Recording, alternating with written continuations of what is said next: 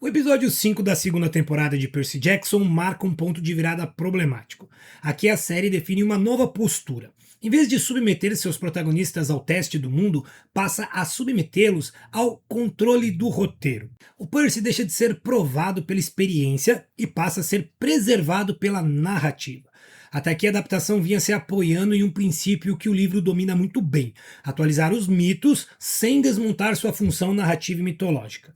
No texto de Riordan, a modernização muda a forma, mas preserva o papel de cada prova, de cada armadilha e de cada monstro.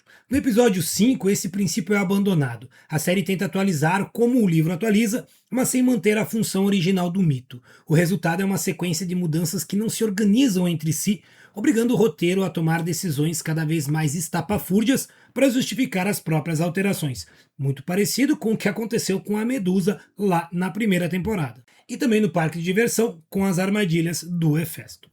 Mudança faz parte de qualquer adaptação. O que define a sua qualidade é a coerência entre a forma, a função e a consequência. E nesse episódio o texto existe como uma ideia, mas não como experiência que transforma. O erro ele não reconfigura o personagem, o risco não reordena escolhas e o perigo não redesenha o caminho. A narrativa avança, mas o personagem permanece intacto. A ilha de Circe, as sereias e o encontro com Polifemo não operam como provas de caráter, mas como dispositivos de controle narrativo apenas. Cada situação é construída para ser administrada, contida e, se necessário, desfeita. O mundo apresenta ameaças, mas o roteiro garante que elas não se convertam em perdas, culpa ou transformação. É nesse deslocamento do teste para proteção que o episódio revela então a sua fragilidade e a fragilidade da série como um todo. É a partir desse ponto que a comparação com o livro e com o mito se torna essencial. Não como um exercício de fidelidade, longe disso, é mais um critério de coerência, e é esse critério que vai guiar a análise a partir de agora.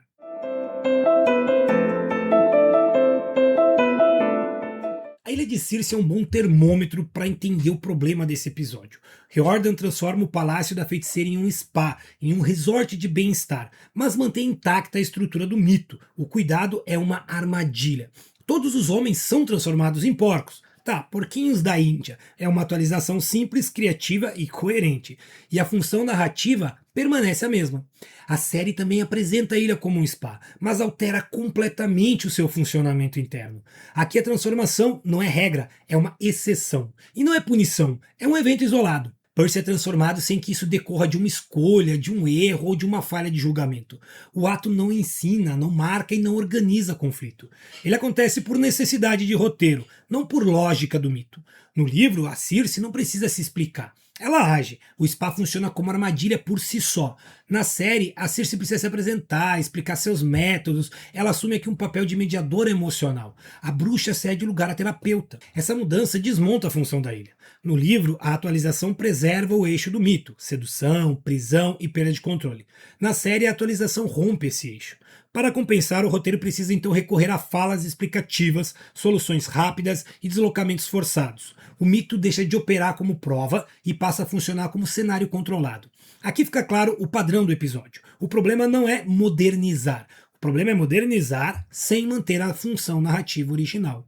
Quando isso acontece, o roteiro precisa correr atrás das próprias escolhas. E esse movimento vai se agravar nos testes seguintes. E se você concorda comigo, deixa o like aí que isso ajuda bastante. E assim, o Polifemo é outro ponto em que a adaptação ultrapassa a linha entre atualizar e desintegrar o mito. Na tradição e no livro Mar de Monstros, ele representa força bruta, isolamento e arrogância. Ele não é um inimigo sofisticado, é alguém que confia demais na própria força e por isso ele é enganado o tempo todo. A série escolhe um caminho diferente. O Polifemo ele é apresentado como capaz de fazer planejamentos, de manipular, e ele é o enganador. O Ciclope deixa de ser um obstáculo simbólico e passa a funcionar como um antagonista estratégico. A intenção é tornar o perigo mais sério. O efeito é outro. Ao dar inteligência a Polifemo, a série remove o eixo central do mito. O conflito deixa de ser inteligência contra força e passa a ser apenas uma disputa administrada pelo roteiro. Antes mesmo do desfecho, o Polifemo já tem sua função mitológica esvaziada. O teste das sereias é um dos melhores exemplos de como o livro atualiza o mito sem destruí-lo, e de como a série faz o caminho inverso. No mito e no texto de Riordan, o canto não é uma armadilha qualquer. Ele ataca um defeito específico, a curiosidade, o desejo de saber mais do que se deve. No livro, a escolha é de Annabeth. Ela quer o conhecimento, ela quer saber o que vai ser apresentado para ela. Ela quer ver o que as sereias prometem. Essa decisão faz sentido com quem ela é. Ela escuta o canto, se coloca em perigo e isso custa caro. O plano se desorganiza, o navio quase se perde, tem a fuga, né, que é toda caótica. O teste funciona porque o erro gera consequência real. Na série, essa dinâmica é completamente desmontada. A Annabeth não escolhe. Tem toda a questão do Percy, que roubou a cera, vai usar a cera, não vai usar a cera. É o Percy quem tem que ficar amarrado para a Annabeth usar a cera. Só que, qual é o sentido do Percy ficar amarrado no mastro, sendo que ele pode controlar a água? Caso ele se sinta atraído pelas sereias, ele vai manipular o barco para ir em direção a elas. Então é o Percy quem deveria utilizar a cera e a Annabeth ficar amarrada. Isso se a gente seguir a lógica da série. No livro, como eu já disse, o Percy vai usar a cera e a Annabeth vai ficar amarrada, vai ouvir o que acontece, mas aí ela escapa e vai até as sereias. Então a série, além de alterar isso, altera de forma errada e não leva em conta a própria dinâmica que ela construiu dentro da série. Na série, lembrando, o Percy pode controlar a água, então ele simplesmente leva o barco em direção às sereias. Isso se ele fosse afetado. Só que o Percy simplesmente não é afetado pelo canto. Mas aqui a série acerta em um ponto conceitual bem importante. Athena surge na visão da Annabeth como uma guerreira, né? Toda quase Kill Bill ali, né? Impecável, ela chega com a lança, muito legal. Mas essa Athena, ela não é uma intervenção externa. Ela é parte do próprio canto. Uma sereia na forma que a Annabeth mais deseja ver. O teste aqui faz sentido. Ele é interno, não físico. O canto que atrai não promete conhecimento, mas reconhecimento. O defeito moral não é curiosidade, é o orgulho, o desejo de ser digna da mãe. Nesse ponto o plot funciona. A Annabeth acaba sendo salva pelo Percy. O problema não está nela. O problema volta a surgir com Percy, que, como a gente já falou, ele não é afetado pelo canto. E essa explicação vem depois. As sereias estariam concentradas em Annabeth, que é uma ideia e uma solução fraca, porque contradiz o que a própria série havia estabelecido antes, de que o canto afeta mais de uma pessoa ao mesmo tempo. Afinal, afetou todos os soldados do Odisseu antes. O núcleo de Clarice e Grover com Polifemo funciona como um contraponto ao que acontece com Percy e Annabeth. Aqui a série se aproxima mais do espírito do livro, ainda que com desvios importantes. No livro, a Clarice é capturada por excesso de confiança. Ela acredita que pode resolver a situação sozinha e paga o preço por isso. O teste é sobre limite, soberba e consequência. Na série, a Clarice continua sendo enganada, mas o sentido muda. Polifemo usa a voz do Grover, né? Planeja e manipula, já falei disso dele, né? O foco deixa de ser o erro da heroína e passa a ser a astúcia do antagonista. O teste se desloca, não é mais a falha que organiza o conflito, é a armadilha. O Grover, por sua vez, cumpre a função de isca, mas com menos agência, com menos importância.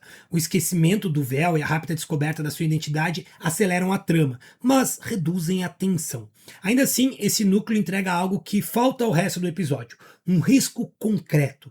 Clarice é aprisionada, Grover é ameaçado, perde o controle. O drama aqui existe. O problema é que esse drama não nasce da lógica original do mito do Polifemo, mas de uma reconfiguração que deslocou seu sentido. O episódio 5 gira em torno da ilusão. Não apenas como elemento fantástico, mas como experiência humana. A ilusão de que existe um lugar seguro, de que o perigo pode ser controlável, de que é possível atravessar uma prova sem se machucar no processo.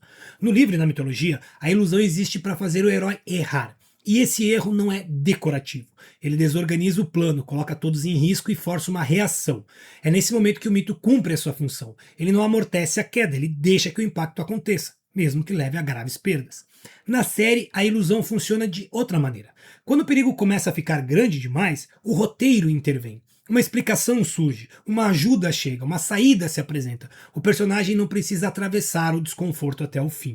Esse episódio 5 não erra por falta de ideias. Ele erra por receio de levar essas ideias até as últimas consequências. Ao trocar impacto por segurança, a série escolhe conforto em vez de transformação.